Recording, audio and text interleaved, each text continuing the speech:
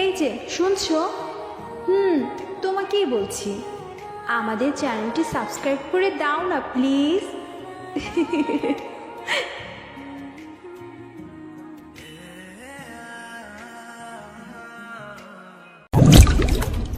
উনি কেন এতদিন পর্যন্ত লাশগুলো রেখেছিলেন তা আমার কাছে অজানা। হয়তো পাপার মৃত্যুতে দেশে উত্তেজনার সৃষ্টি হয়েছিল, এজন্য তিনি নিজে বাঁচার জন্য লাশ পাচার করে গুম করেছিলেন। জিজ্ঞেস করলেন এক পুলিশ অফিসার। মোহিত সাবলীল কণ্ঠে উত্তর দিল, বন্দুক যুদ্ধে নিহত হয়েছেন তিনি। আর্মি অফিসাররা পুলিশগুলোকে নিয়ে বেরিয়ে গেলেন। হাফিজ মাহমুদ বোনকে বিভিন্ন সান্ত্বনা দিলেন। স্বর্গ এখনো ফুপিয়েই যাচ্ছে। নামিরা জ্ঞান হারিয়ে পড়ে রয়েছে। ইতোমধ্যে বাড়ি খালি হতে শুরু করেছে। ধীরে ধীরে আত্মীয় স্বজন ফিরে যাচ্ছে নিজ নিজ আবাসস্থলে। মোহিতকে উদ্দেশ্য করে মিসেস তারিন বলে উঠলেন, তুমি আমার মনের এতদিনের দাউ দাউ করে জ্বলা আগুন নিভিয়ে দিয়েছো মোহিত। তোমার বাবা সত্যিই আমাদের জন্য তার অবর্তমানে একজন যোগ্য গার্ডিয়ান রেখে দিয়েছে। এইভাবে আমাদের আগলে রেখো মোহিত। বলেই মোহিতের গালে মমতার হাত ছোঁয়ালেন মিসেস তারিন। মায়ের হাতুড়ে হাতের পরশে চোখ বন্ধ করে ফেলল মোহিত। টুপ করে গড়িয়ে পড়ল উষ্ণ দুফোঁটা জল। মোহিতের আজকে সত্যিই পিতার যোগ্য পুত্র মনে হচ্ছে নিজেকে। মোহিত পেরেছে তার বাবা ভাইয়ের লাশের জানাজা করে কবর দিতে এবং অপরাধীদের শাস্তি দিতে। তার বাবা ভাইকে বেওয়ারিশ লাশ হতে দেয়নি। সমস্ত ঝুট ঝামেলায় পেরিয়ে গেছে একটি মাস। ধীরে ধীরে ক্ষতগুলো শুকিয়ে যাচ্ছে। নিজের স্বামী সন্তানের কবরের দিকে তাকিয়েই শান্তিতে বুক ভরে নিঃশ্বাস নেন মিসেস তারিন। তিনি তার পাশেই পুত্র স্বামীর উপস্থিতি অনুধাবন করতে পারেন। সবাই ধীরে ধীরে স্বাভাবিক জীবনযাপনে অভ্যস্ত হয়ে যাচ্ছে। আশরাফ চৌধুরী নামক মানুষের অস্তিত্বও ভুলতে বসেছে সবাই। কেটে গিয়েছে আরও 15 দিন। আজ সৌম্য আর পিউয়ের রিসেপশনের অনুষ্ঠান। পিউ একটি লাল খয়েরি রঙের ভারী লেহেঙ্গা পরেছে, সাথে ভারী ভারী ম্যাচিং করা পাথরের গহনা, ভারী মেকআপ। সৌম্যের কাছে পিউকে অপ্সরা লাগছে। বহু কষ্টে বেচারা নিজেকে ধরে রেখেছে, না হলে মন বারবার বলছে, যা বেটা জড়িয়ে ধরে চুমু খা, ওটা তো তোরই বউ। সৌম্যের রিসেপশনের আয়োজন করা হয়েছে সেনাকুঞ্জে। বড় বড় সকল আর্মি অফিসার এসেছেন নিমন্ত্রণ খেতে। সৌম্য অলরেডি কোয়ার্টারের জন্য আবেদন করেছে। আজকে আপাতত ভাড়া বাসায় উঠবে। বাসাটা অবশ্য পিউয়ের পছন্দতেই নিয়েছে সৌম্য। বিশাল ড্রয়িং রুম আর খোলা বারান্দা পিউয়ের খুব পছন্দ। পিউয়ের সকল চাওয়া পাওয়া অক্ষরে অক্ষরে পালন করবে সৌম্য। বিশাল জাঁকজমকভাবে শেষ হলো সৌম্য আর পিউয়ের বিয়ের অনুষ্ঠান। মোহিতকে টেনে কমিউনিটি সেন্টারের একটি চেপায় নিয়ে এসেছে স্বর্গ। মোহিতের গলা জড়িয়ে ধরে আদুরের স্বরে জানতে চাইল, আমাদেরটা কবে হবে? মোহিত স্বর্গের ঠোঁটে চুমু দিয়ে আদর মিশ্রিত কণ্ঠে বলে উঠল, আর একটু গুছিয়ে নেই সবকিছু। স্বর্গ মন খারাপ করে দৃষ্টি অবনত করে সম্মতি জানালো। স্বর্গের মুখের দিকে তাকিয়ে মোহিত মনে মনে অনেক কষ্ট পেল। ভাষায় প্রকাশ না করে একটা দীর্ঘশ্বাস ছেড়ে বলল, বাসায় চলো। সময় বহমান। নদীর স্রোত যেমন ধীরে ধীরে বয়ে চলে, ঠিক সেভাবেই সময় চলে যায় সকলের অলক্ষ্যে। বিভিন্ন ব্যস্ততায় মানুষ তা ঠাহর করতে পারে না। যে সময় একবার চলে যায় তাকে আর কখনো ফিরিয়ে আনা যায় না, শুধু থেকে যায় আফসোস। ঠিক সেভাবেই প্রত্যেকের জীবন থেকে হারিয়ে গিয়েছে দীর্ঘ একটি বছর। এই এক বছরে মোহিত তার জীবনের সকল ঝামেলা উৎপাটন করতে সক্ষম হয়েছে। শুধু তাই নয়, তার বাবার তৈরি পুরাতন বাসটাকে সুসজ্জিত করে দিয়েছে নতুন রূপে। স্বর্গ এখন একজন মিলিটারি ফিজিশিয়ান ক্যাপ্টেন। নিজের দায়িত্ব কর্তব্যে একজন গাফিলতি তার পছন্দ নয়। নামিরার ছেলেটা এখন 14.5 মাসে পা দিয়েছে। আধো আধো বুলিতে নানান ধরনের শব্দ আওড়াই সে, আর থপথপ করে ঘুরে বেড়ায় সারা বাড়ি। সোহাগ তার পূর্বের ভার্সিটিতে আবার ইংলিশ প্রভাষক হিসেবে যোগদান করেছে। ধরতে গেলে মিসেস তারিনের পরিবার অনেকাংশেই সুখী সমৃদ্ধি পরিবার। সবকিছুই আছে মিসেস তারিনের সংসারে, শুধু নেই আদরের ছোট পুত্র মুকিত আর ভালোবাসার মানুষটা। মিসেস তারিন, মোহিত, সোহাগ আর নামিরা বসে আছেন হাফিজ মাহমুদের ড্রয়িং রুমে। একটু আগে বিভিন্ন নাস্তার পসরা সাজিয়ে দিয়ে গিয়েছেন বাড়ির হেল্পিং হ্যান্ড ফাতেমা। মোহিত চোরের মতো গোপনে গোপনে খুঁজে চলেছে তার মনের রাজ্যের রাজকুমারীকে, কিন্তু কোথাও তাকে দেখা যাচ্ছে না। মোহিতের ধৈর্যের বাঁধ যেন ভেঙে যাচ্ছে, বুক ধুকপুক করছে। দীর্ঘ 6 মাস ধরে সে তার প্রিয়তমাকে দেখতে পারছে না। মোহিত, সৌম্য আর আদ্রিয়া নিজেদের পদমর্যাদা বাড়াতে কঙ্গোতে গিয়েছিল 6 মাসের একটা মিশনে। সেখানে মোহিতের কাজ ছিল বিভিন্ন ডিভাইসের উপর। সারাক্ষণ স্ক্রিনে নজর রাখতে হতো, যার জন্য মোহিত বাসার কারোর সাথেই খুব একটা যোগাযোগ রাখতে পারেনি। মাঝে মাঝে 2-3 মিনিটের জন্য কথা বলার সুযোগ পেত। আর নেটওয়ার্কের অবস্থা এত বাজে, ভিডিও কলে কথা বলার সৌভাগ্য হয়নি কারোর সাথেই মোহিতের। এই জন্য মিশন থেকে ফিরেই পরিবার নিয়ে এসেছেন হাফিজ মাহমুদের বাড়িতে। আজই সে আংটি পরিয়ে রাখবে এবং মিশনের সকল কাজ অফিসিয়াল সাবমিট করে 1 সপ্তাহের মধ্যে স্বর্গকে নিজের ঘরে তুলবে। স্বর্গ অবশ্য জানে না আজ মোহিত আসবে। তনুজাও জানতেন না হুট করে মোহিত তার ফ্যামিলি নিয়ে চলে আসবে। মোহিত কিছুক্ষণ উসখুস করে নামিরাকে চিমটি কাটলো। নামিরা চোখ গরম করে মোহিতের দিকে তাকাতেই অসহায়ের মতো ফেস করে মোহিত বলে উঠল। মামিকে জিজ্ঞেস করো না আমার বউটা কোথায়। নামিরা কটমট করে বলল, এত নির্লজ্জ কেন তুই? বিয়েটা আগে হতে দে, পরে না হয় সারাক্ষণ বউ বউ করিস। মোহিত দাঁত পিষে বলল, যেটা করতে বলেছি সেটা করো, না হলে তোর ছেলের কান মলে দিব আমি। ছেলের কান মলার কথা শুনতেই ছেলের দিকে তাকালো নামিরা। দেখতে পেল মোহিত অলরেডি তার ছেলে শুদ্ধর কান ধরে আছে। বাসায় গিয়ে তোকে দেখছি। বলেই নামিরা ইতস্তত করে বলে উঠল। মামি, স্বর্গকে কোথাও দেখছি না। তনুজা স্মিত হেসে বললেন, আসলে তোমরা আসবে এটা স্বর্গ জানতো না।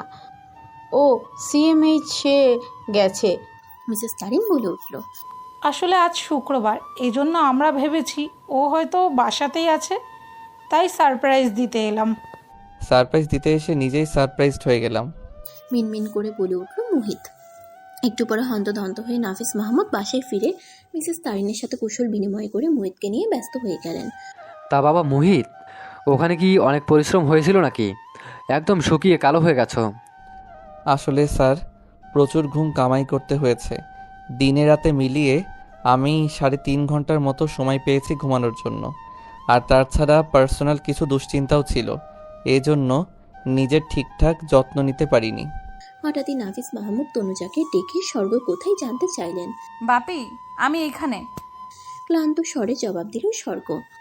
স্বর্গের আকস্মিক জবাবে বসা থেকে দাঁড়িয়ে গেল মোহিত। বুকে তার তোলপাড় শুরু হয়েছে, শূন্য বুক খা খা করছে।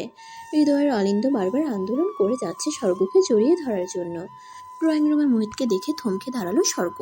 শ্বাস রোধ হয়ে আসছে এমন অনুভূতি হচ্ছে থেকে থেকে। বুকের ছাতিতে কে যেন জোরে জোরে হাতুড়ি পেটাচ্ছে শুধু। এতগুলো দিন মোহিতকে না দেখে কিভাবে থেকেছে স্বর্গ, এই কথা সে ছাড়া আর কেউ জানে না।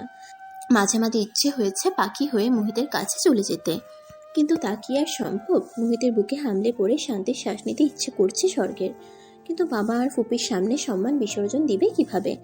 ফুপি তুমি বসো, আমি ফ্রেশ হয়ে আসছি। বলিয়ে এক প্রকার দৌড়ে নিজের কক্ষে চলে আসলো স্বর্গ। এই মুহূর্তটা তাকে ভীষণভাবে কাবু করেছে তার প্রতি। ভালোবাসাহীন এক দণ্ড তার সামনে দাঁড়ানো যায় না। সারাক্ষণ মাথায় চুমু, হাঁক, কামড়ে দেয়া এসব ঘুরে বেড়ায়। এ কেমন অসভ্য ইচ্ছে! মোহিত তার বুকের তোলপাড়ের কারণে বসে থাকতে পারছে না, এখনই স্বর্গের কাছে যাওয়া চাই। হঠাৎই দাঁড়িয়ে গেল মোহিত। অনুরোধের সুরে নাফিস মাহমুদকে উদ্দেশ্য করে বলল, স্যার আমি কি একবার একান্তে ওর সাথে কথা বলতে পারি? প্রাণ খুলে হেসে উঠলেন নাফিস মাহমুদ। মোহিতকে তিনি ছোটবেলা থেকে দেখে আসছেন, যেমন ভদ্র তেমন শান্তশিষ্ট ব্যক্তিত্ব সম্পন্ন একটি ছেলে, ঠিক যেন বাপের কার্বন কপি। চোখ বন্ধ করে এই ছেলেকে বিশ্বাস করা যায়। আর যাই হোক, কারো কোনো ক্ষতি এই ছেলে দ্বারা সম্ভব নয়। মাথা ঝাঁকিয়ে নাফিস মাহমুদ বলে উঠলেন, খুব বেটা, সেটা আবার অনুমতি নেওয়ার কি আছে? তোমারই তো হবু বউ, যাও কথা বলে এসো, আমরা অপেক্ষা করছি। সিঁড়ি বেয়ে স্বর্গের কক্ষের সামনে দাঁড়িয়ে আছে। স্বর্গ ঝটপট শাওয়ার নিয়ে কোনো রকমে এলোমেলো করে একটা বেগুনি রঙের জামদানি পরে টাওয়াল নিয়ে চুল মুছতে মুছতে বেরিয়ে এলো। মোহিত আস্তে করে দরজায় নক করলো। স্বর্গ ভেবেছে তনুজা এসেছে বোধ হয়, তাই গলার আওয়াজ উঁচু করে বলে উঠল, দরজা খোলাই আছে, ভেতরে এসো। মোহিত দুই হাতের ধাক্কায় সপাটে দরজা খুলে ভেতরে প্রবেশ করে দরজা ভিড়িয়ে দিল। আয়নার দিকে তাকিয়ে চুল মুছতে মুছতে হঠাৎই আয়নার প্রতিবিম্বে মোহিতের অবয়ব দেখে ঈষৎ কেঁপে ওঠে স্বর্গ। মোহিত দ্রুত পায়ে পেছন থেকে কোমর ঝাপটে ধরে থুতনি গুজে দেয় স্বর্গের কাঁধে। আবেশে চোখ বন্ধ করে ফেলে স্বর্গ। হাত থেকে পড়ে গেল ভেজা টাওয়াল। শক্ত পুরুষালী হাতের সহায়তায় স্বর্গকে নিজের দিকে ফেরালো মোহিত। এলোমেলো শাড়ি, ভেজা চুল, স্নিগ্ধ মুখ, সব মিলিয়ে মোহিতকে বেসামাল করে দিচ্ছে। ধবধবে সাদা অঙ্গে বেগুনি পাতলা জামদানিটি জ্বলজ্বল করছে। মোহিতের মনে হচ্ছে এই শাড়িটি স্বর্গের জন্যই আলাদাভাবে তৈরি করা হয়েছে। স্বর্গের এহেন আগুন ঝরা রূপে ঝলসে গেল মোহিত। মাথা ফাঁকা হয়ে গেল তার। এসেছিল অনেক কথাই বলতে, কিন্তু এখন কিছুই মনে নেই তার। নিজের একান্ত ব্যক্তিগত মানুষের এমন রূপ কোনো প্রেমিক পুরুষ সহ্য করতে পারবে? মনের কোণে মোহিতের কিছুক্ষণ নীরব যুদ্ধ চলল। এরপর করে ফেলল এক পাগলামি। শাড়ির ফাঁক গলিয়ে স্বর্গের মেথিন তলপেটে মুচড়ে ধরল মোহিত। স্বর্গ নিজেকে সামলাতে না পেরে খামচে ধরল মোহিতের চোল। নেশাতুর চোখে স্বর্গের পানে তাকিয়ে স্বর্গের লাল ঠোঁট দুটো 2 আঙ্গুলের সহিত টেনে চিপে ধরল। হঠাৎই দরজায় করাঘাতের আওয়াজ পাওয়া গেল। স্বর্গ ওয়াশরুমে ঢুকে গেল। মোহিত পাশে থাকা চেয়ারে ঝিম মেরে বসে গেল। রুমে প্রবেশ করে উৎসুক হয়ে নামিরা জানতে চাইল, কি করছিস তুই? স্বর্গ কোথায়? আর এই শীতের মধ্যে এভাবে এত ঘামছিস কেন? মোহিত আমতা আমতা করে কিছু বলার আগেই ঠিকঠাকভাবে নিজেকে পরিপাটি করে বেরিয়ে এলো স্বর্গ। নামিরা স্বর্গের হাত ধরে টেনে নিয়ে বলল, এসো, সবাই অপেক্ষা করছে। নামিরা চলে যেতেই কিছুক্ষণ চুপ করে থেকে চোখ বন্ধ করে ফুস করে নিঃশ্বাস নিল মোহিত। এরপর নিজেকে স্বাভাবিক করে বাইরে বেরিয়ে এলো। ড্রয়িং রুমে সকলেই বসে আছেন, গল্প গুজব করছেন। একটু পর মোহিত এসে সেই আড্ডায় সামিল হলো। সকলের মাঝে হঠাৎই মিসেস তারিন বলে উঠল, আমি যদি আজকে আমার আম্মাকে আংটি পরিয়ে যাই, কারোর কোনো আপত্তি আছে? নাফিস আর তনুজা মুখ চাওয়াচাওয়ি করে বলে উঠলেন। কি বলিস আপা, আপত্তি কেন থাকবে? মিসেস তারিন খুশি মুখে আবার বলে উঠলেন, কি দেখছো এমন হ্যাবলার মতো? কখন থেকে ডেকে যাচ্ছি, সাড়া দিচ্ছ না, শুধু দেখে যাচ্ছ। আজকে আম্মাকে আংটি পরিয়ে যাব, আগামী সপ্তাহে বিয়ের ডেট ফেলতে চাচ্ছি। কিছুক্ষণ পর আবার বলল। মায়ের মুখে এমন কথায় থক করে উঠল মোহিতের বুক। কি পরিয়ে নিয়ে এলো, আর এই মহিলা বলছে কি? এখন যদি মামা মশাই বলে ফেলে আরো কয়েকদিন যাক, তাহলে তো কচু গাছের সাথে ফাঁস নেওয়া ছাড়া কোনো উপায় থাকবে না মোহিতের। বিয়ে করা বউকে কাছে পাওয়া যাচ্ছে না সময় মতো, এই চাইতে বড় কষ্ট আর কি আছে এই নশ্বর দুনিয়াতে। মোহিত মনে মনে আল্লাহ মাহবুব জপতে থাকলো। একটু পর নাফিস মাহমুদ বলে উঠল, মেয়েকে কাছে রাখার কিছুই নেই আপা। তোর বাসা আমার বাসা থেকে 10 মিনিটের রাস্তা, চাইলেই যখন তখন মেয়েকে দেখতে পাবো। আর মেয়ে তো অন্য কারো ঘরে যাচ্ছে না, নিজের ফুপুর কাছেই যাচ্ছে। যেখানে তুই আছিস, মোহিত নামিরা আছে, সেখানে আমার চিন্তা করা বা দুঃখ পাবার কিচ্ছু নাই। মোহিতেরও বিয়ের বয়স হয়ে গেছে অনেক আগেই, আর ওদের বিয়েটাও অনেক দিনই হলো ঠিক হয়েছে। আমার মনে হয় এখন বিয়েটা হয়ে যাওয়াই ভালো। কি বলো তনুজা? তনুজা মধুর হাসি ঝুলিয়ে বলে উঠল, আপনি আগামী সপ্তাহেই আমরা বিয়ের তারিখ ফেলতে চাই। আম্মা, আমার পাশে এসে বসো তো দেখি। স্বর্গকে উদ্দেশ্য করে বলে উঠল। স্বর্গ লাজুক ভঙ্গিতে মাথা নিচু করে মিসেস তারিনের পাশে বসলেন। একটি ডায়মন্ডের আংটি মোহিতের দিকে এগিয়ে দিয়ে বলে উঠলেন, এটা তোমার পাপা ভালোবেসে আমাকে দিয়েছিল, ব্যবহার করলে নষ্ট হবে ভেবে আমি কোনোদিনও হাতেই তুলিনি এই আংটি। মানুষটা আজ নেই, 2 দিন পরে আমিও থাকবো না। তোমার পাপা বেঁচে থাকলে হয়তো আরও সুন্দর সুন্দর জিনিস তোমার বউয়ের জন্য কিনতো খুশি হয়ে। মানুষটা কত শৌখিন ছিল এটা তোমাদের কারোরই অজানা নয়, কিন্তু আল্লাহ তাকে নিয়ে গিয়েছে। মনকে সবর দোয়া ছাড়া আমাদের আর কিছুই করার নেই। তোমার পাপার পক্ষ থেকে বাড়ির প্রথম ছেলের বউ হিসাবে স্বর্গের জন্য এই ছোট্ট উপহার, পরে তুমি তোমার মন মতো যা খুশি কিনে দিও। বলেই মোহিতের দিকে আংটিটি বাড়িয়ে দিলেন। সকলের চোখ ভিজে উঠল মিসেস তারিনের আক্ষেপে। মোহিত বারবার পলক ঝাপটে অশ্রু লুকিয়ে মায়ের হাত থেকে আংটি নিয়ে স্বর্গের হাতে পরিয়ে দিল। মিসেস তারিন মোহিত আর স্বর্গের মাথায় হাত বুলালেন। স্বর্গের নরম হাত তুলে নিয়ে অনামিকা আঙ্গুলে চুমু খেয়ে বললেন, আম্মা, আংটি সুন্দর মানিয়েছে তোমার সুন্দর হাতে। বিয়ের যা যা কেনাকাটা দুজন মিলে করে নিও, ফুপি আর ডিস্টার্ব করবে না। স্বর্গ আহ্লাদি হয়ে মিসেস তারিনের হাত জড়িয়ে ধরে বলল, আংটি অনেক পছন্দ হয়েছে আমার, এইটা আর জীবনেও ফেরত পাবে না তুমি। আর তোমার পছন্দ অনেক সুন্দর। আমার বিয়ের সব কেনাকাটা তুমি আমার সাথে গিয়ে কিনবে। বলেই মিসেস তারিনের কাঁধে মাথা রেখে চোখ বুঝল স্বর্গ। মিসেস তারিন স্বর্গের গালে মমতার হাত বুলালেন। নাফিস মাহমুদ ক্যালেন্ডার দেখে সকলের উদ্দেশ্যে বললেন, ডিসেম্বর মাস, ঢাকায় একটু একটু শীত পড়তে শুরু করেছে। শীতের আমেজ চারপাশে পরিলক্ষিত। সন্ধ্যা নামতেই হালকা ধোয়ার মতো কুয়াশা জাল বিছিয়ে দিচ্ছে সর্বত্র। আজ স্বর্গের গায়ে হলুদ। বিয়ে নিয়ে প্রতিটা মেয়ের অনেক কল্পনা জল্পনা থাকে, স্বর্গও তার ব্যতিক্রম নয়। গায়ে হলুদ থেকে শুরু করে রিসেপশন পর্যন্ত সব কিছু মন মতো হওয়া চাই। নাফিস মাহমুদের বাড়ি আত্মীয় স্বজনে গিচগিচ করছে। বড় বড় আর্মি অফিসারের ছোট ছোট বাচ্চাগুলো ঘরময় দৌড়াদৌড়ি করছে। এই সন্ধ্যাটাকে আরো চাঞ্চল্যকর করে তুলেছে। ছোট বড় প্রত্যেকে আজ কাজে ব্যস্ত। কেউ বা ফল ডেকোরেশন করছে, কেউ বা পায়েসের থাল সাজাচ্ছে, কেউ বা আবার গার্ডেনের পাশে হলুদের স্টেজ সাজাতে ব্যস্ত। আজকের এই মধুমাখা হলুদ সন্ধ্যায় স্বর্গ গায়ে জড়িয়েছে কাঁচা হলুদ রঙের জামদানি, সাথে গোলাপি রঙের জারবেরা আর জুঁই ফুলের 8 ফোঁটা কুড়ির তৈরি গহনা। মুখমণ্ডলে হালকা মেকআপের টাচ, তরতরে সোজা সিল্কি বাদামি চুলগুলো আসে কাল করেছে, ঠোঁটে গ্লোসি হালকা গোলাপি রঙের লিপস্টিক। পার্লার থেকে হেনা আর্টিস্ট এসে দুপুরেই খুব সুন্দর করে মেহেদি পরিয়ে দিয়ে গেছে। মোহিত পই পই করে বলেছে 2 হাতের তালুতেই ডিজাইনের ভিড়ে তার নামের অক্ষর থাকা চাই।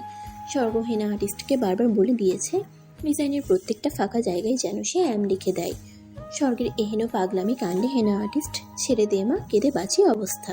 পিও এসে স্বর্গকে খুঁটিয়ে দেখছে কোথাও কোনো সাজে ভুল আছে কিনা। না, সেরকম কিছুই দৃষ্টিগত হলো না। তোকে আজ রূপকথার রাজকুমারীদের মতো লাগছে। বলেই চোখের নিচ থেকে কাজল এনে স্বর্গের গ্রীবাদেশে লাগিয়ে দিল পিউ। আজ মেজর মোহিত তোকে দেখে জ্ঞান হারাবে। বলেই কনুই দিয়ে স্বর্গের হাতে গুঁতো দিল পিউ। আচানক কোথায় থেকে যেন সুখ এসে ঢুকে পড়ল স্বর্গের কক্ষে। কোমরে হাত দিয়ে বিক্ষেপ নেই, ঠোঁট ফুলিয়ে কিছু ভাবলো, এরপর গমগমে কণ্ঠে বলে উঠল, একটা সত্যি কথা বলবো। পিউ মনে মনে ভাবছে এখনই লাগবে দুটোর ঝগড়া, আর সেই ঝগড়ায় নষ্ট হবে সাজ। কিন্তু সবাইকে অবাক করে দিয়ে সুখ বলে উঠল, তোকে আজ অনেক সুন্দর লাগছে। আচ্ছা থাক, আমি চলি। বলেই দরজার কাছে এসে দাঁড়ালো সুখ। স্বর্গের পানে দৃষ্টি বুলিয়ে হো হো করে হেসে উঠল, এরপর চিল্লিয়ে বলে উঠল, তোকে আজ তো একটা ডাইনি লাগছে, পিশাচিনি, জিজু দেখলে নির্ঘাত হার্ট অ্যাটাক করবে। বলতেই পায়ের স্যান্ডেল ছুঁড়ে মারলো স্বর্গ। হাসতে হাসতে সুখ দৌড়ে পালালো। নাফিস মাহমুদের বাংলোর সামনের গার্ডেনের পাশে বিশাল এক খোলা জায়গা, সেখানেই সুন্দর করে গায়ে হলুদের স্টেজ সাজানো হয়েছে। হলুদ গোলাপ আর সাদা রজনীগন্ধার মিশ্রণে তৈরি হয়েছে স্টেজটি। রাখা হয়েছে সোফা আর সেন্টার টেবিল, বিভিন্ন ধরনের সুসজ্জিত খাবারের পসরা সাজানো হয়েছে সেই টেবিলে। একটু পর নামিরা আর সোহাগ এলো বিশাল বড় এক আকর্ষণীয় কেক নিয়ে। নামিরা আজকে হলুদ লেহেঙ্গা আর জলপাই রঙের ওড়না পরেছে, সাথে হালকা মেকআপ। সোহাগ মুগ্ধ নয়নে দেখে যাচ্ছে নামিরাকে। এই দীর্ঘ 7.5 বছর সোহাগ নামিরাকে কখনো সাজতে দেখেনি। হয়তো সাজার মতো কোনো অবস্থাই তৈরি হয়নি এই কয়েক বছরে। কে বলবে এই মেয়ের একটা 1.5 বছরের বাচ্চা আছে। নামিরার সৌন্দর্য সোহাগের মনে হিংসের সৃষ্টি করে, আবার মনে মনে নিজেকে বুঝ দেয় এই অতীব সুন্দরী রমণীটি তাকে পাগলের মতো ভালোবাসে এবং তার সন্তানের মা। এসব ভাবনা ভাবতেই সোহাগের বুকে হিমশীতল বাতাস প্রবাহিত হয়। নামিরা তেজপূর্ণ স্বরে ধ্যান ভাঙল সোহাগের। নিজেকে ধাতস্থ করে মিনমিন করে বলে উঠল, তোমাকে অনেক সুন্দর লাগছে নামিরা। বলেই তড়িঘড়ি করে অন্য কাজে লেগে গেল। সকল কাজ কমপ্লিট, এখনই স্বর্গকে স্টেজে আনা হবে। মৃদু শব্দে হলুদের গান বাজছে। ছোট ছোট বাচ্চারা বক্সের সামনে বিভিন্ন ভঙ্গিতে নেচে যাচ্ছে। লাল রঙের শামিয়ানা, যা গোল্ডেন জরি সুতায় কারুকাজ খচিত, সেই শামিয়ানার 4 কোণা ধরেছে 4 জন মেয়ে। স্বর্গ আগে আগে যাচ্ছে, পিছনে তার বান্ধবীরা গানের তালে তালে নেচে চলেছে। নাচতে নাচতে তারা স্বর্গকে এনে স্টেজের পাতা সোফায় বসালো। এবার হলুদ ছোঁয়ানোর পালা। প্রথমে মিসেস তারিন একটু হলুদ ছুঁয়ে মাথায় হাত দিয়ে দোয়া করলেন। এরপর তনুজা, নাফিস মাহমুদ হলুদ ছুঁয়ে কপালে চুমু দিয়ে সোফায় এসে বসলেন। ধীরে ধীরে নামিরা, পিউ, সুখ সবাই হলুদ ছোঁয়ালো। হঠাৎই ক্যাপ্টেন সৌম্য এসে মাইক্রোফোন হাতে নিয়ে বলে উঠল, হ্যালো চেক 1 2 3। এবার আপনাদের সামনে একটা ধামাকা হতে যাচ্ছে। সেই ধামাকা না আগে কেউ দেখেছে না কেউ শুনেছে। এবার মেজর আদ্রিয়ান মাইক্রোফোন কেড়ে নিয়ে সৌম্যের গলাগলি ধরে বলে উঠলেন, সবাই ধামাকা দেখার জন্য রেডি? সকলেই সমস্বরে বলে উঠল, ইয়েস। প্রত্যেকের সমর্থন পাওয়ার সাথে সাথেই নিভে গেল সকল লাইটস। জ্বলে উঠল ফোকাস লাইট। একটু উঁচু টুলে গিটার হাতে একটি ছেলে বসে আছে। অন্ধকারে তার মুখ অস্পষ্ট, কিন্তু স্বর্গের এক মুহূর্ত সময় লাগলো না ঠাহর করতে মানুষটা কে। মানুষটা তার একান্ত ব্যক্তিগত সম্পত্তি। ধীরে ধীরে স্পষ্ট হলো মোহিতের পুরো অবয়ব। মোহিত পরেছে সাদা পাঞ্জাবি আর সাদা পায়জামা, সাথে স্বর্গের শাড়ির সাথে ম্যাচিং করে কাঁচা হলুদ কোটি, হাতে ব্রাউন ফিতা নেভি ফোর্স ঘড়ি। স্বর্গ মোহনীয় দৃষ্টিতে দেখে যাচ্ছে মোহিতকে। স্বর্গের কাছে মনে হচ্ছে মোহিত পৃথিবীর সবচেয়ে স্নিগ্ধ আর শুদ্ধতম পুরুষ, যেই পুরুষকে কেউ ছুঁয়ে দেখেনি, যে পুরুষ প্রীতিময় সান্নিধ্য একমাত্র স্বর্গ ছাড়া কেউ পায়নি। নিজেকে পৃথিবীর সবচাইতে ভাগ্যবতী মনে হচ্ছে তার নিজের কাছে। গিটারের টুংটাং শব্দে ধ্যান ভাঙল স্বর্গের। নামিরা 2 হাতে সহিত ঠেকে ফেলল তার মুখ। কোনোভাবেই নামিরা তার কান্না চেপে রাখতে পারছে না। এটাই তো সেই আগের মোহিত, যে মোহিত দীর্ঘ 7.5 বছর ধরে হারিয়ে গিয়েছিল। এটাই তার আদরের সেই চঞ্চল হাসি খুশি ভাই। মিসেস তারিন চশমা খুলে চোখ থেকে গড়িয়ে পড়া জল নীরবে মুছে নিলেন। তনুজা মিসেস তারিনকে জড়িয়ে ধরে পিঠে হাত বুলালেন। মোহিত গুনে গুনে 8 বছর পর গিটার হাতে ধরল। মোহিতের গিটারের সুরের সাথে বেজে উঠল মিউজিশিয়ানদের সফট মিউজিক। মোহিত গাইতে শুরু করলো,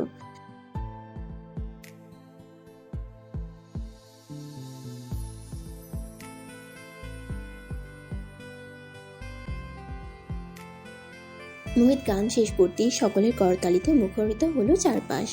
গিটার ছেড়ে মোহিত এগিয়ে আসলো স্বর্গের কাছে।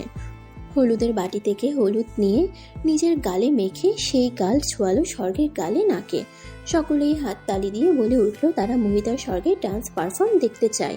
নিমিষেই সকলে একযোগে বলা শুরু করলো, মোহিত স্বর্গ, মোহিত স্বর্গ। মোহিত মাথা নিচু করে এক হাতে বুকে রেখে আরেক হাত বাড়িয়ে দিল স্বর্গের পানে। স্বর্গ মোহিতের আহ্বানে সায় দিল, আলতো করে চেপে ধরলো মোহিতের হাত। উঠে দাঁড়ালো স্বর্গ। ফাঁকা করা হলো এই স্টেজ। বক্সে বেজে উঠল সিলেক্টেড গান। প্রথমে ছেলেদের দল উঠে গেল স্টেজে। সালামে ইশক ইশক ইশক সালামে ইশক গানে নাচবে সবাই। গানের মিউজিকের তালে তালে নেচে উঠল মোহিত, সৌম্য, আদ্রিয়ানের দল। এক ঝাঁক তরুণ আর্মি অফিসার নিখুঁতভাবে নেচে যাচ্ছে। সবাই হাততালি দিয়ে উৎসাহ প্রদান করছে আর নাচছে। মেয়েরাও উঠে গেল স্টেজে। কেউ কারো থেকে কম যাচ্ছে না। পারফরমেন্স শেষ হতেই সকলেই করতালিতে তাদের প্রশংসা জানালো। সকল আচার অনুষ্ঠান মেনে আনন্দ ফুর্তিতে শেষ হলো গায়ে হলুদের অনুষ্ঠান। রাত প্রায় 1টার কাছাকাছি। স্বর্গ নিজ রুমে এসে শাড়ি গহনা খোলার প্রস্তুতি নিচ্ছে। হঠাৎ করেই কক্ষে মোহিত প্রবেশ করে ধুম করে দরজা আটকে দিল। স্বর্গ উঠে দাঁড়াতেই মোহিত শক্ত করে জড়িয়ে ধরল স্বর্গকে। অনেক কষ্টে নিজেকে সামলে রেখেছি বউ, এমন ঘায়েল করা রূপ দিয়ে মেরে ফেলতে চাও নাকি আমাকে? এই দেখো, বুকের এই জায়গাটায় চিনচিনে ব্যথা হচ্ছে বলে আঙ্গুলি দিয়ে নির্দেশ করলো। ভেবাচিকা খেয়ে স্বর্গ জিজ্ঞেস করলো, তার জন্য কি করতে হবে? আমাকে ফটাফট বলে কেটে পড়ো। আমার ঘুম পেয়েছে, কালকে বিয়ে, অনেক ধকল যাবে। ঠোঁটে একটা মিষ্টি দিয়ে দাও, চলে যাচ্ছি বউ। কণ্ঠে সিরিয়াস ভাব এনে বলে উঠল মোহিত। আমাকেও ঘুমাতে হবে বউ, কাল থেকে তো আর ঘুমানো যাবে না। স্বর্গ টুপ করে চুমু খেয়ে সরে দাঁড়ালো। হয়েছে, দিয়েছি, যাও এখন। মোহিত আহত স্বরে জিজ্ঞেস করলো, এটা কি দিলি বউ? কি আবার? চুমুই তো চাইলে। আমি কি ফকির? চুমু ভিক্ষে চাইতে এসেছি, ভালো করে দে। মেজর মোহিত, কালকে মজা বোঝাবো তোমাকে। তুমি এখন ভাগো এখান থেকে। বলে ব্যালকনিতে টেনে এনে পাইপ নির্দেশ করে বলে উঠল, নেমে যাও। অসহায় মোহিতকে বারান্দায় ফেলে মুখ টিপে হেসে ব্যালকনির দরজা আটকে দিল স্বর্গ। মোহিত সহসাই মেসেজ পাঠালো স্বর্গের ফোনে। আমাকে দূর দূর করে তাড়িয়ে দেয়া, কালকে এর শোধ তুলব। রেডি থাকবেন মিসেস ওয়াসিফ। সেনাকুঞ্জ, ঢাকা ক্যান্টনমেন্ট। সূর্য দিগন্তে হারিয়ে গোধূলির রূপ ধারণ করেছে। উত্তরীয় হাওয়ায় সেনাকুঞ্জে সারিবদ্ধ সাইকাসের চিরল পাতাগুলো হেলে দুলে নড়ছে থেকে থেকে। একটু অন্ধকার ছড়াতেই কনভেনশন সেন্টার সহ আশেপাশে জ্বলে উঠল হরেক রঙের মরিচবাতি। কনভেনশন সেন্টারের ভেতরে বড় বড় ঝাড়বাতি দিনের আলোর মতো দুতি ছড়াচ্ছে। সকল আত্মীয় স্বজন, বড় বড় আর্মি অফিসার এবং নব্য নির্বাচিত মন্ত্রীকে দাওয়াত করা হয়েছে এই স্বর্ণালী সন্ধ্যায়। ছোট ছোট বাচ্চাগুলো এদিক সেদিক ছোটাছুটি করে গুছানো চেয়ার টেবিলগুলো বারবার এলোমেলো করে ফেলছে। মোহিত বরবেশে তৈরি হয়ে চলে এসেছে অনেক আগেই। স্বর্গের সাজি নাকি এখনো কমপ্লিট হয়নি, তাই সে পৌঁছায়নি। মোহিত আজ পরেছে ডার্ক নেভি ব্লু রঙের ক্লাস এ সিরেমনিয়াল ইউনিফর্ম, যার সাথে পরিধান করেছে এ যাবৎকালে তার অর্জিত সকল ব্যাজেস, মেডেল এবং বিভিন্ন ডেকোরাম জিনিস। হাতে নেভি ফোর্সের ব্ল্যাক ফিতার ঘড়ি, পায়ে কালো শু, মাথায় নিজের র্যাঙ্ক অনুযায়ী মিলিটারি পিকড ক্যাপ। মোহিতের কলিগস সৌম্য, আদ্রিয়ান পরেছে সেম ড্রেস, শুধু তারা হাতে পড়েছে সাদা হাত মোজা। মোহিত পায়চারি করছে আর ভাবছে কখন স্বর্গ বধূ বেশে তার সামনে এসে দাঁড়াবে আর মোহিত দুই চক্ষু ভরে সেই সৌন্দর্য সুধা উপভোগ করবে। মোহিত বাইরে বেরিয়ে একটি বিশালাকার কৃষ্ণচূড়া ফুল গাছের নিচে এসে দাঁড়ালো। মিনিট 5 পরেই স্বর্গের দামি গাড়িটি সেনাকুঞ্জের গেটের সামনে দেখা গেল। গাড়িটি ভেতরে ঢুকতেই মোহিতকে সামনে দেখে ড্রাইভার গাড়ি থামালো। মোহিত দরজা খুলে হাত বাড়িয়ে দিল স্বর্গের পানে। স্বর্গ মোহিতের বাড়িয়ে দেওয়া হাত শক্ত করে ধরে বেরিয়ে এলো গাড়ি থেকে। নববধূর সাজে সজ্জিত স্বর্গকে দেখে মুখের ভাষা হারালো মোহিত। মোটেও তার প্রিয়তমাকে কোনো সাধারণ মানবী ঠেকছে না। প্রত্যেক প্রেমিক পুরুষের কাছে তার স্ত্রী হুড়তুল্য। বিয়ের সাজে মেয়েদের যেই সৌন্দর্য ফুটে ওঠে, সেই সৌন্দর্য আর কখনোই চোখে পড়ে না। অন্যরকম এক মাধুর্য ভেসে ওঠে সর্বাঙ্গে। স্বর্গ মোহিতের কথা অনুযায়ী গায়ে জড়িয়েছে ধবধবে সাদা জামদানি, যার জমিন, পাড় আর আঁচল সোনারি জড়ির সুতোয় কাজ করা। সেই পাড়ের সাথে মিলিয়ে পড়েছে ব্রাইডাল ওড়না, সাথে ম্যাচিং করে বড় সীতাহার, চকার, কানের দুল, টিকলি। মুখে খুবই হালকা মেকআপের ছোঁয়া, চোখে সুরমা রঙা আইশ্যাডো প্যালেটের নিখুঁত ছোঁয়া। গাঢ় মোটা করে দেওয়া হয়েছে কালো কাজল, ঠোঁটে নুট কালারের লিপস্টিক, চুলগুলো সুন্দর করে খোপা করে তাতে দেওয়া হয়েছে বেলি ফুলের গাছরা। মোহিত মুগ্ধ নয়নে স্বর্গকে ফুটিয়ে দেখে বলে উঠল, খুব সুন্দর লাগছে তোমাকে স্বর্গ, একদম স্বর্গের হুরদের মতো। যদিও আমি হুর দেখিনি, কিন্তু পবিত্র কোরআনে তাদের বর্ণনা রয়েছে, সেই বর্ণনা অনুযায়ী তোমাকে হুরই লাগছে। স্বর্গ অমায়িক হাসলো। মোহিত আদুরে স্বরে বলে উঠল, চলো, সবাই অপেক্ষা করছে। মোহিতের হাত ধরে স্বর্গ সিরামিক ইটের গাঁথুনি করা নিখুঁত রাস্তা দিয়ে এগিয়ে চলল কনভেনশন সেন্টারের দিকে। স্বর্গ আর মোহিতকে দেখে সকলেই দাঁড়িয়ে গেল। মোহিতের সহযোগীরা তাদের প্রত্যেকের হাতে থাকা তলোয়ার দিয়ে হবু নব দম্পতিকে সম্মান জানানোর উদ্দেশ্যে টানেল বানালো। সেই টানেলের ভেতর দিয়ে ধীর গতিতে মোহিতের কনুই জড়িয়ে হেঁটে চলল স্বর্গ। টানেল পার হতেই মিসেস তারিন আর তনুজা স্বর্গকে ধরে স্টেজে তুলে সোফায় বসিয়ে দিলেন। নাফিস মাহমুদ মোহিতকে নিয়ে স্টেজে উঠলেন। একটু পর কাজই এলো। নাফিস মাহমুদ মোহিত আর মিসেস তারিনকে উদ্দেশ্য করে বলে উঠল, মেয়ে বিয়ে হয়ে স্বামী সংসারে চলে যাচ্ছে, আমার খারাপ লাগার কথা।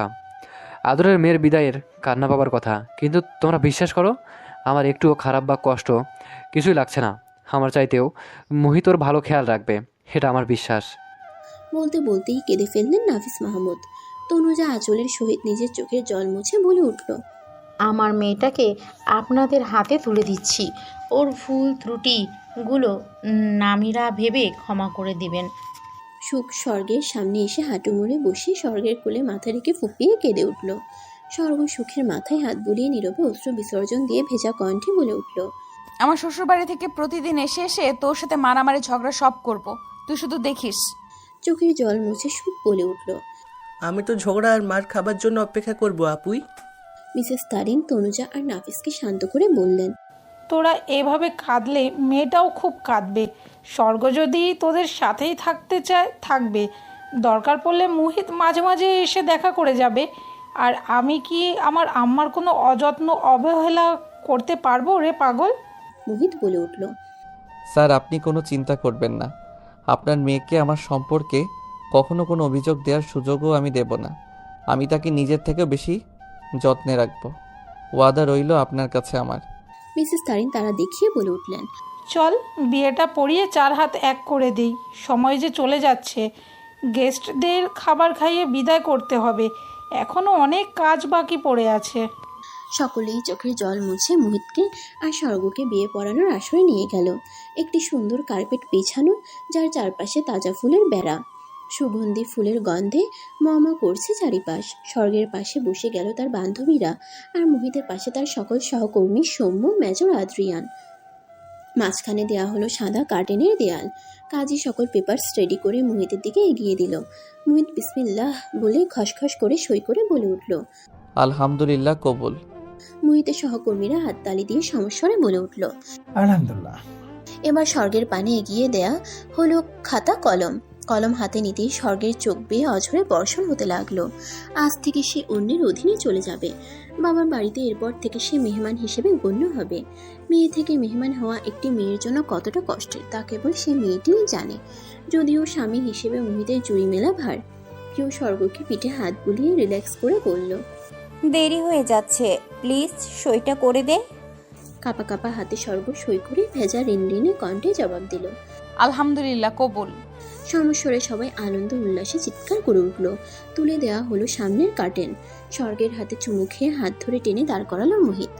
নব্য তরুণ আর্মি অফিসাররা বিভিন্ন নাচ গান করছে, মেয়েরাও সাথে পাল্লা দিয়ে অংশগ্রহণ করছে। কোনো ঝামেলা ছাড়াই আনন্দ বেদনা মিলিয়ে শেষ হলো মোহিত আর স্বর্গের বিয়ের অনুষ্ঠান। মোহিত আর স্বর্গকে গাড়িতে তুলে দেওয়ার সময় নাফিস মাহমুদ মোহিতের হাত জড়িয়ে বাচ্চাদের মতো কেঁদে উঠলেন, মোহিত, তুমি দেখেছো আমি কিভাবে ওদের বড় করেছি? আমার মেয়েটা দিনে দিনে বড্ড অবুঝ হয়ে যাচ্ছে। আমি তোমাকে অনুরোধ করে বলছি, কখনো ওকে বকা দিয়ে কিছু বলো না, ওর মনটা খুব নরম। তুমি একটু বুঝিয়ে বললেই ও বুঝে যাবে। তনুজা স্বর্গকে জড়িয়ে ধরে হু হু করে কেঁদে উঠলেন। আজ থেকে ঘুম ভাঙলেই তিনি আর তার মেয়েকে দেখতে পাবেন না। খাবার টেবিলের চেয়ারটা ফাঁকা পড়ে থাকবে। কেউ আর বলবে না, মাম্মা তাড়াতাড়ি খাবার দাও, দেরি হয়ে যাচ্ছে। স্বর্গ তনুজা আর সুখকে জড়িয়ে ধরে কেঁদে যাচ্ছে। সকলের কান্না দেখে মোহিতেরও চোখে পানি চলে আসলো। মেজর, আদ্রিয়ান আর সৌম্য নাফিস মাহমুদকে বুঝিয়ে শান্ত করলেন। নামিরা আর পিউ তনুজাকে বুকে জড়িয়ে ধরলেন। মিসেস তারিন সুখকে বলল, আব্বা, তুমি চলো ফুপির সাথে। স্বর্গের ভালো লাগবে। সুখ চোখের জল মুছে মিসেস তারিনের গাড়িতে গিয়ে উঠল। প্রথমে গাড়িতে করে বড় বড় আর্মি অফিসাররা বেরিয়ে গেল, এরপর মিসেস তারিনের গাড়ি বেরিয়ে গেল। মোহিত আর স্বর্গের গাড়ি স্টার্ট দিল সৌম্য। মেজর আদ্রিয়ান, নাফিস মাহমুদ আর তনুজাকে সেনানিবাসে পৌঁছে দিবে বলে গাড়িতে উঠে বসলো।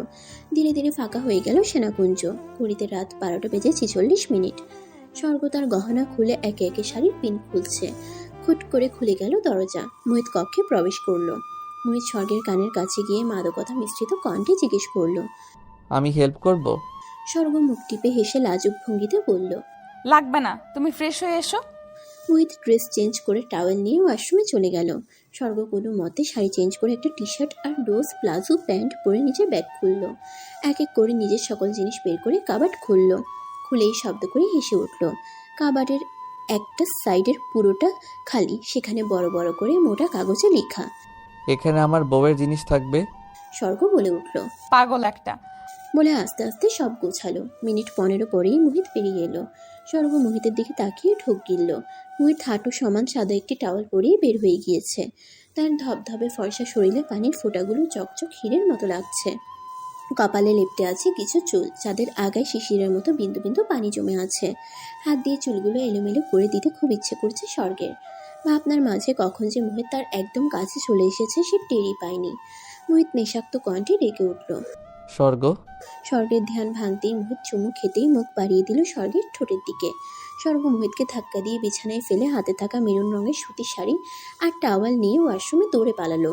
মোহিত চিল্লিয়ে বলে উঠল, একটু পরে এই বন্ধ ঘরে আমার কাছেই আসতে হবে, কোথাও পালাতে পারবে না সুন্দরী। বলেই হুহা হা করে ভিলেনের মতো হেসে উঠল। মেকআপ ক্লিন করে সেটিং স্প্রে করা চুলের জট ছাড়িয়ে ভালোভাবে শাওয়ার নিয়ে আধ ঘন্টা পর ওয়াশরুম থেকে বের হলো। ইতোমধ্যে নামিরা একটা ট্রেতে করে কিছু ফলমূল আর গ্লাসে করে দুধ দিয়ে গিয়েছে, সাথে দুটো জায়নামাজ। স্বর্গ বের হতেই মোহিত বলল, অজু করে এসো, আমি অপেক্ষা করছি, নামাজ আদায় করতে হবে। বাধ্য মেয়ের মতো স্বর্গ উঁচু করে এসে মোহিতের পিছে দাঁড়ালো। 2 রাকাত সালাত আদায় করে নিজেদের দাম্পত্য জীবন যাতে ঝামেলা মুক্ত সুখের হয় সেই দোয়া করলো। মোহিত রাব্বুল আলামিনের দরবারে হাত তুলে বলল, মৃত্যুর দিন পর্যন্ত যেন স্বর্গ তার থেকে কোনো আঘাত না পায়। মোহিতকে নিয়ে স্বর্গ যাতে কোনো অনুযোগ না করতে পারে। দুজনেই নামাজ শেষ করে উঠে দাঁড়ালো। দেয়ালে থাকা সুইচবোর্ড হাতড়ে কক্ষের বাতি নিভিয়ে দিল স্বর্গ। আকাশে আজ পূর্ণ থালার মতো 4টি ঝকঝকে আলো ছড়াচ্ছে। মোহিতের দক্ষিণ পাশের জানালার ফাঁক গলিয়ে সেই চাঁদের আলো ঘরময় হুটোপুটি খাচ্ছে। সেই চাঁদের আলোতে স্বর্গকে অত্যাধিক মোহনীয় লাগছে মোহিতের কাছে। পেছন থেকে মোহিত স্বর্গকে জড়িয়ে ধরল। কেঁপে উঠল স্বর্গ। পিঠের ভেজা চুল সরিয়ে ঘাড়ে চুমু খেয়ে পকেট থেকে একটি ডায়মন্ডের পেন্ডেন্ট বের করে স্বর্গের গলায় পরিয়ে দিল। আমার পক্ষ থেকে এই পবিত্র রাতে তোমার জন্য ছোট একটি উপহার। এর আগের বার কিছুই দিতে পারিনি তোমাকে, তার জন্য তোমার কাছে ক্ষমা প্রার্থী। স্বর্গ নিজেকে মোহিতের দিকে ঘুরিয়ে মোহিতের গলা জড়িয়ে ধরে বলে উঠল, আমার সোনা দানা হিরে কিছুই চাই না, আমি শুধু তোমাকে সব সময় সবভাবে প্রয়োজনে অপ্রয়োজনে আমার পাশে চাই। বলো, থাকবে? মোহিত স্বর্গের কপালে চুমু খেয়ে বলে উঠল, থাকবো। স্বর্গ শক্ত করে জড়িয়ে ধরল মোহিতকে। মোহিত তার শক্তিশালী 2 বাহুর সাহায্যে এমনভাবে চেপে ধরল স্বর্গকে, তার মনে হচ্ছে বুকের ভেতর ঢুকিয়ে রাখতে পারলে শান্তি পাওয়া যেত। আবেশের শান্তিতে চোখ বন্ধ করে ফেলল স্বর্গ। মোহিতের বুকের ধারকান স্বর্গকে মাতাল করে দিচ্ছে। ধীরে ধীরে বাড়তে থাকলো হৃদযন্ত্রের গতি। নিঃশাক্ত চোখে স্বর্গের পানে তাকালো মোহিত। স্বর্গ মোহিতের পানে দৃষ্টি দিয়ে পড়ে ফেলল মোহিতের চোখে ভাষা। মোহিত তার ওষ্ঠদ্বয় চেপে ধরল স্বর্গের তিত্তির করে কাপা ঠোঁটে। স্বর্গ পরম ভালোবাসায় বদ্ধ উন্মাদের ন্যায় আঁকড়ে ধরল মোহিতের ঠোঁট। স্বর্গকে বিছানায় শুয়ে দিয়ে গায়ের শার্ট একটানে খুলে ফেলল মোহিত। চাঁদের আবছা আলোতে হাতের নরম আঙ্গুলি দিয়ে মোহিতের কান থেকে গাল পর্যন্ত স্লাইড করলো স্বর্গ। সহসাই স্বর্গের মেধিন পেটে মুখ ডুবালো মোহিত। শিউরে উঠল স্বর্গ। হাতের বিচরণ হলো অবাধ্য থেকে অবাধ্যতর। দুনিয়াবি সকল চিন্তা ভাবনা ভুলে দুজন মানব মানবী হারিয়ে গেল ভালোবাসার পবিত্র সুধা আস্বাদনে। চারিদিকে পাখির কিচিরমিচির ডাকে মুখরিত হচ্ছে। পূব আকাশে সূর্যটা লাল বর্ণের আভা ছড়িয়ে আকাশকে লালিমা লেপন করে দিয়ে জানান দিচ্ছে এখন ভোর হয়েছে। বাইরে মৃদু মন্দ বাতাস প্রবাহিত হচ্ছে। টুপ টুপ করে কুয়াশা পড়ে গাছের পাতা ঘাসের ডগাগুলোকে ভিজিয়ে দিচ্ছে। মোহিতের উদম লোমহীন বুকে শান্তির নিদ্রা যাপন করছে স্বর্গ। মোহিতের কক্ষের দক্ষিণের জানালা খোলা থাকায় ভোরের শিরশিরে ঠান্ডা বাতাসে শীতে কেঁপে শরীর কাটা দিয়ে উঠল স্বর্গের। একটু উমের আশায় বিড়াল ছানার মতো মোহিতের বাহুডোরে লুকালো। স্বর্গের কাঁপুনিতে মোহিতের ঘুম ছুটে গেল। চোখ মেলেই স্বর্গের ঘুমন্ত নিষ্পাপ মুখশ্রী দেখে এক অনিন্দ সুখ পেল মোহিত। সরে যাওয়া পাতলা ব্ল্যাঙ্কেট জড়িয়ে দিল স্বর্গের নগ্ন পিঠে। আরাম পেয়ে মোহিতকে আষ্টেপৃষ্টে জড়িয়ে ধরল স্বর্গ। রাতে সুখময় স্মৃতি মনে পড়তেই নিমেষেই মোহিতের রক্ত গরম হয়ে উঠল। স্বর্গের কপালে গালে ঠোঁটে ভালোবাসার পরশ এঁকে নিজের সাথে চেপে ধরল স্বর্গকে। ঘুমের মধ্যেই ব্যথায় কুকিয়ে উঠল স্বর্গ। হাতের বাঁধন আলগা করে গত রাতের কথা ভাবল মোহিত। বহুদিন পর নিজের প্রেয়সীকে কাছে পেয়ে একটু বেশি কষ্ট দিয়ে ফেলেছে সে। মুহূর্তেই নিজের প্রতি নিজের রাগ হলো। এত হিংস্র কি করে হতে পারলো সে? মেয়েটা তো আর তার থেকে পালিয়ে যাচ্ছিল না। স্বর্গের আবেদনময়ী রূপ দেখে মোহিত নিজেকে কোনোভাবেই কন্ট্রোল করতে পারেনি। খুব বেশি বেসামাল হয়ে গিয়েছিল সে। স্বর্গের তুলার মতো নরম শরীর নিমিষেই দুমড়ে মুচড়ে দিয়েছে মোহিত। মোহিত তো প্রতিজ্ঞাবদ্ধ ছিল যে সে কখনো স্বর্গকে তার তরফ থেকে কোনো কষ্ট পেতে দিবে না। তাহলে এক রাত্রের ব্যবধানেই কি করে প্রতিজ্ঞা ভাঙল মোহিত? হঠাৎই মোহিতের ভাবনার ছেদন হলো স্বর্গের ঘুম ঘুম কণ্ঠে। লাভ ইউ জান। কথাটি শুনে স্মিত হেসে কপালে চুমু খেয়ে মোহিত বলে উঠল, লাভ ইউ টু। স্বর্গের মাথায় হাত বুলিয়ে দিতে দিতে মোহিত অপরাধীর ন্যায় বলে উঠল, কাল রাত্রের জন্য আই এম রিয়েলি সরি। আমি নিজেকে আয়ত্তে আনতে পারিনি। প্লিজ আমাকে ক্ষমা করে দাও। আর কখনো এমন ভুল হবে না।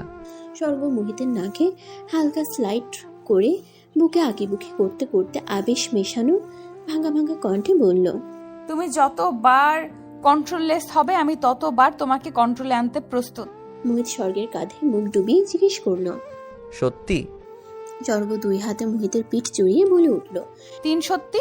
এরপর নিজেকে সরিয়ে বিছানায় বসে মোহিত স্বর্গকে বলল, তোমার জন্য 2টো সারপ্রাইজ আছে। কবে দেখতে চাও সেগুলো? স্বর্গ দুম করে উঠে বসে জিজ্ঞেস করল, কেমন সারপ্রাইজ? গেলেই দেখতে পাবে। হেসে বলে উঠল মোহিত, তাহলে আজকেই যেতে চাই। অনেক লম্বা জার্নি করতে হবে। আলবাত পারবো। পারবে? আচ্ছা ঠিক আছে, কাল নিয়ে যাব। না, আমি আজকেই যেতে চাই। আজকে তোমাদের বাড়িতে যেতে হবে ভুলে গেছো পাগলি? স্বর্গ মিনমিন করে বলে মোহিতের কোমর জড়িয়ে আরেকটু ঘুমানোর চেষ্টা করলো। স্বর্গ, মোহিত, সুখ, নামিরা আর সোহাগ যখন নাফিস মাহমুদের বাংলোতে এসে পৌঁছায় তখন দুপুর 12টা বাজে। মিসেস তনুজা আর হেল্পিং হ্যান্ড ফতেমা মিলে স্বর্গ আর মোহিতের পছন্দসই বিভিন্ন পদ রান্না করছেন। নাফিস মাহমুদ জরুরি কাজে বাইরে গিয়েছিলেন। যখন মোহিত জানালো তারা বাসা থেকে বের হচ্ছে তখনই নাফিস মাহমুদ দ্রুত কাজ সেরে বাসার দিকে রওনা দেন। এসে মেয়েকে জড়িয়ে ধরে কিছুক্ষণ বসে থাকলেন নাফিস মাহমুদ। মেয়ে যখন বাড়িতে ছিল তখন সারাদিন দেখা না হলেও কিছুই অনুভব হতো না, কিন্তু মেয়েটা যেই দূরে চলে গিয়েছে তখনই বুকটা খা খা করতে শুরু করেছে। আসলেই দূরত্ব ভালোবাসার কদর বোঝাই। স্বর্গ নাফিস মাহমুদের পিঠ হাতড়াতে বলে উঠল, বাপি, আমি কিন্তু এখন কেঁদে দিব। অমনি নাফিস মাহমুদ স্বর্গকে ছেড়ে উঠে দাঁড়ালেন। না মামুনি, কেঁদো না। তোমার কান্নার সুর শুনে মোহিত ভয় পাবে।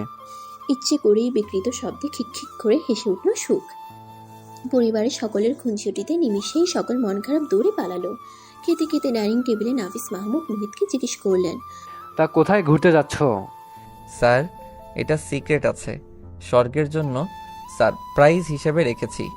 সে কি বাবা, এখনো স্যার স্যার করে যাচ্ছ? হয় বাবা বলো, না হয় মামা বলো।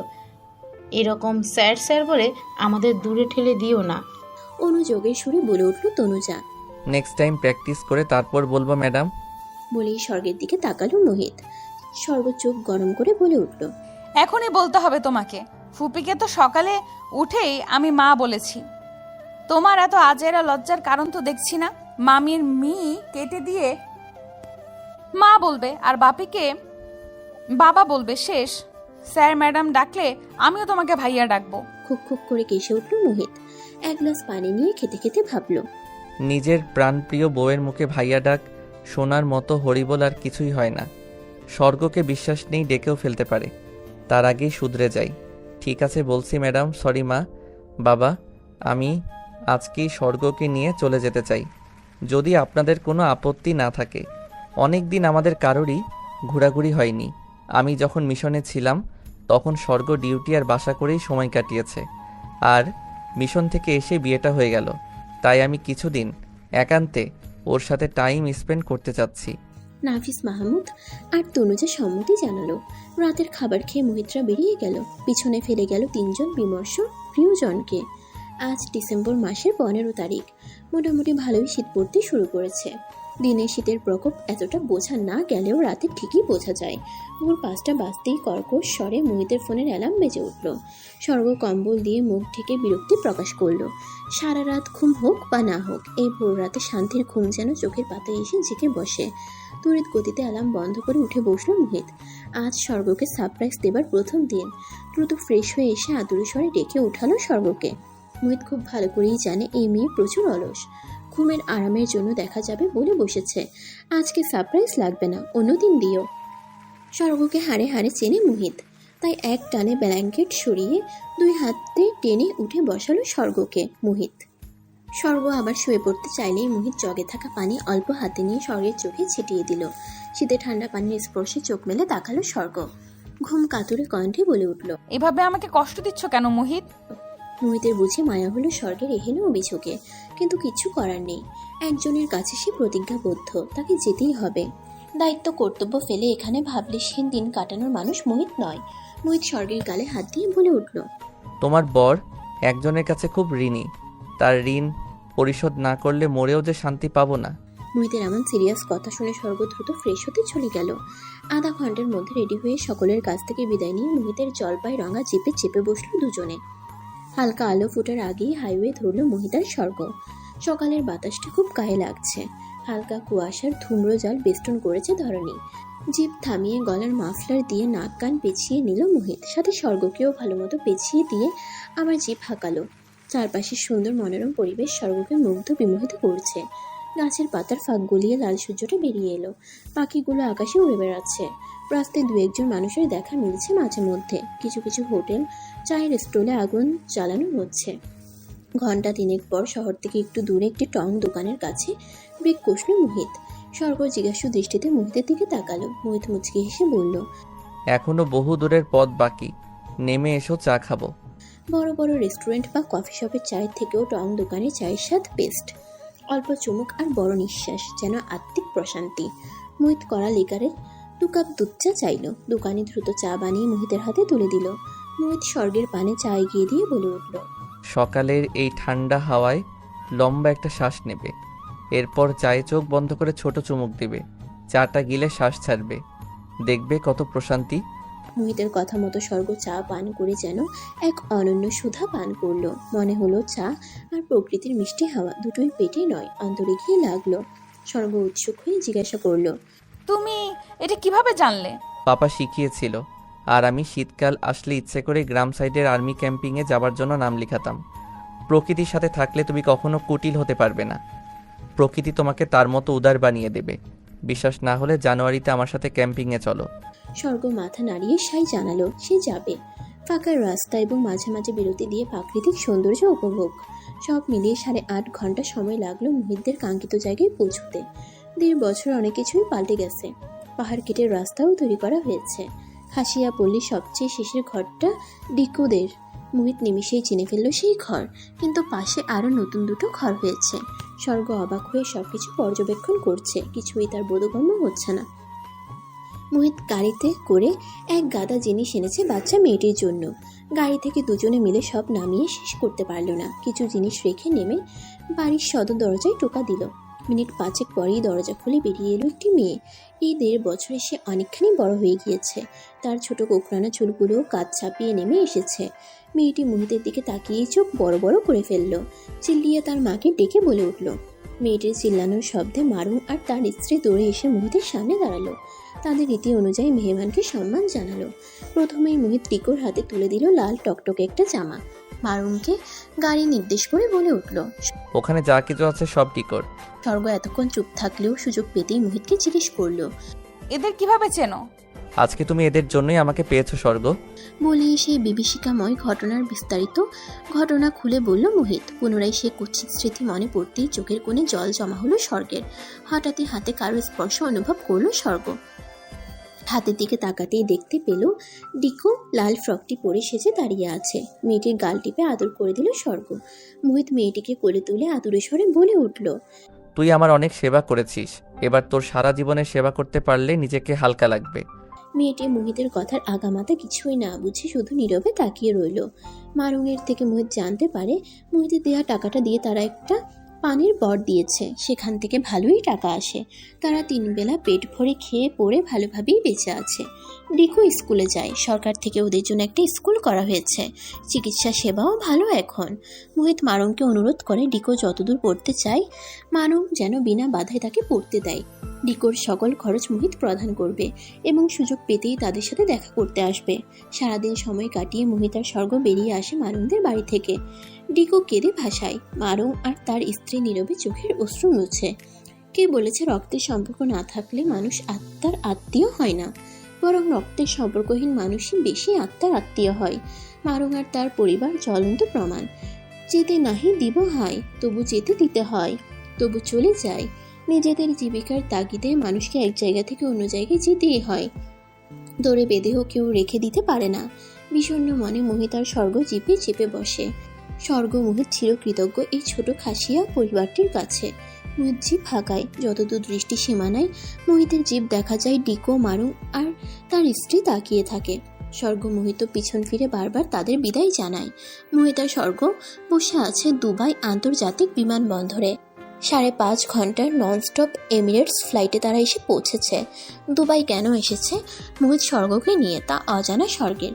মোহিত তার জন্য কি সারপ্রাইজ রেখেছে সেটা দেখার জন্য অধীর আগ্রহে অপেক্ষা করছে স্বর্গ।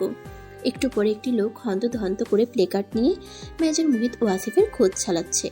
এই ব্যস্ত এয়ারপোর্টের কোথায় খুঁজবে সেই মেজরকে ভাবতেই দুবাই সামাদের ঘাম ছুটে গেল। মোহিত তার কালো চশমার ভেতর দিয়ে দুবাই সামাদকে দেখে ফিচেল হাসলো, কারণ এই ব্যক্তির চেহারা মোহিত আগেই দেখেছে ফোনে। মোহিত ব্যাগপত্র নিয়ে স্বর্গের হাত ধরে দুবাই সামাদের সামনে দাঁড়ালো। কমকমে কণ্ঠে সামাদকে উদ্দেশ্য করে আরবি ভাষায় বলে উঠল, মারহাবান, মাসাউল খাইর। চমকে উঠল সামাদ। এই বহুরূপী দেশে কে তাকে এভাবে শুভ সন্ধ্যা জানাচ্ছে? মুখের দিকে না তাকিয়ে জিজ্ঞেস করলো, মা আনতো? মোহিত মেপে হাসলো, এরপর আরবিক ভাষায় উত্তর দিল, ইসমি মেজর। মোহিতকে কথা শেষ করতে না দিয়ে মোহিতের মুখের দিকে তাকিয়ে সামাদ দিলখোশা হেসে মোহিতকে জড়িয়ে ধরলো। কোলাকুলি করে বলে উঠল, I am sorry mum, really sorry. Mohit বলে উঠল, দা আহা তাদহাব। সামাদ হাতের প্লেকার্ড উল্টিয়ে রাস্তা নির্দেশ করে মোহিত আর স্বর্গের উদ্দেশ্যে বলে উঠল, তাই না আধাপ। এয়ারপোর্ট থেকে মোহিত আর স্বর্গ বেরিয়ে পার্কিং এরিয়াতে আসতেই সামাদ কালো রঙের রেঞ্জ রোভার গাড়ি নির্দেশ করে তাদের উদ্দেশ্যে দরজা খুলে দিল। মোহিত স্বর্গকে নিয়ে গাড়িতে উঠতেই গাড়ি স্টার্ট দিল সামাদ। 30 কিলোমিটার পথ জার্নি করার পর আবুধাবি শহরের একটি বিশাল বড় অ্যাপার্টমেন্টের সামনে এসে সামাদ গাড়ি থামালো। মোহিতকে প্রচুর উত্তেজিত দেখালো। স্বর্গের হাত ধরে গাড়ি থেকে নেমে সামাদকে ব্যাগ নামানোর নির্দেশ দিল। একজন গার্ডের সহায়তায় তাদের লিফট পর্যন্ত নিয়ে $36 বাটনে প্রেস করা হলো।